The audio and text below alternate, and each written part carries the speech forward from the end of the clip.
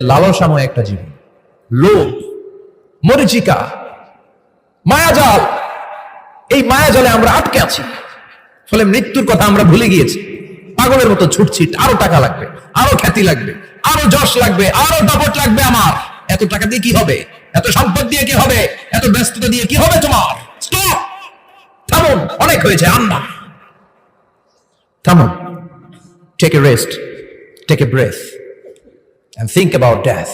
Think that you have to go back to your Lord. একটু বসেন না, একটু ভাবেন যে আমাকে চলে যেতে হবে, চলে যেতে হবে। এই কোলাহল, এই ব্যস্ততা, এগুলো থাকবে, থাকবো না আমি। সাইয়েদনা ওমর ফারুক বলেছেন, মুতু ক্বাবলা আন তামুতু, মরার আগে একবার মরো।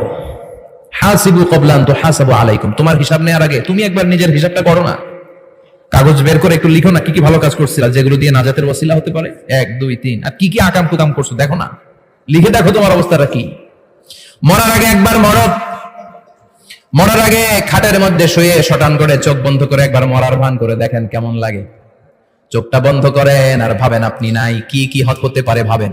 আপনার ছেলে মেয়েরা কান্না জুড়ে দিবে, আপনার প্রাণের স্ত্রী বিলাপ শুরু করে দিবে, বন্ধু বান্ধবের চিৎকার আর মাতম, স্থানীয় এলাকার মসজিদে ঘোষণা, অমুক এলাকার নিবাসী, অমুক ভাই, অমুকের ছেলে অমুক দুনিয়ায় নাই।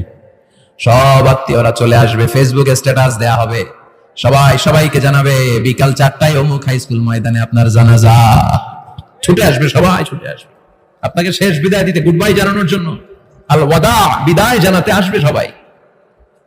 4 তাকবীর দিয়ে আপনার জানাজা হবে, অশ্রুসিক্ত জানাজায় আপনার বিদায় হবে। কাঠের খাটিয়ার মধ্যে করে কাঁধে তুলে আপনার কবরে নেওয়া হবে। আগে থেকে খুঁড়ে রাখা কবরটার মধ্যে আপনার বিছিয়ে দেয়া হবে। বাঁশের কচি দিয়ে তার উপরে মাটির চাপা দিয়ে সব চলে যাবে। ভাবেন না একবার চোখ বন্ধ করে, this is the circle of life, this is the nature of life. এটা সবার হবে, আমার হবে, আপনার হবে। এত মায়া,